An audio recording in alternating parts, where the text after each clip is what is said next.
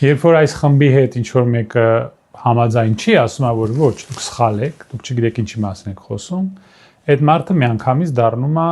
ռուսի ագենտ, նախկին, թալանչի, այդ պիտակները պատրաստ պահում են, միանգամից կպցնում են մարդուն։ Քանի որ մեզ բոլորիս մեղադրում են, որ մենք ռուսի ագենտ ենք, որովհետև մենք չենք ուզում, որ Հայաստանը հանձնեն։ Ես այսօր խոսեցի Միացյալ Նահանգների կենտրոնական հետախուզական գործակալության CIA անգլերեն աշխատող վերլուծաբան Larry Johnson-ի հետ։ Ես նա կրկնեմ, աշխատում էր Միացյալ Նահանգների հետախուզական կենտրոնական գործակալությունում։ Այսինքն այն գործակալությունը, որը պայքարում էր KGB-ի հետ։ Եթե դες հետաքրքիր է իրան ինչ անում կկպցնեն։ Ես այն մի քանի հարց տվեցի։ Նախ, նա ասեց, որ ես չեմ հասկանում ձեր կառավարությունը ինչից ելնելով են այսպես պահում,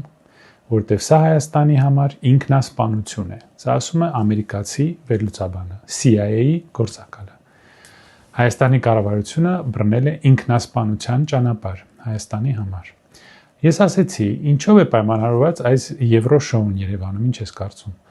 Նա ասեց, Եվրոպային չհաջողվեց Վրաստանին դարձնել հակառուսական ճամբարի մաս, ինչ որ չհաջողվեց Վրաստանում, հիմա փորձում են անել հայերի հետ։ Ես ասեցի, ինչպես է կարծում, ինչ է մեզ Եվրոպան խոստանում, ինչ սա մեզ կտա։ Նա ասում է ոչինչ, բացի նրանից, որ ձեզ օգտագործելու են Իրանի եւ Ռուսաստանի դեմ։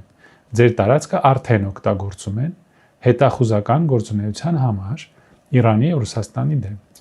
Ես ասեցի, մեզ խոստացել են Եվրոմիության անդամակցություն եւ վիզայի ազատականացում եւ այլն։ Դուք այդպիսի բան լսել եք, այդպիսի բան սպասվում է, որևէ պատասխան չկա, որևէ այսպիսի բան մենք չենք լսել իր պատասխանը։ Հետո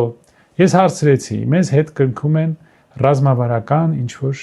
փաստաթղթեր են ստորագրում, կնքում են ինչ-որ դաշինքներ, մեզ տրամադրում են մի քանի ռադար, 4 ռադար եւ մի 35 հատ Սեզար հավոցը, գաուբիցա կամ թնդանոթ եւ մի քանի ուղղաթիռ։ Նա ծիծաղաց, մարդը ծիծաղաց, ամերիկացին ծիծաղաց։ Ասացի, դա մեզ ինչով կօգնի, ինչպես է կարծում,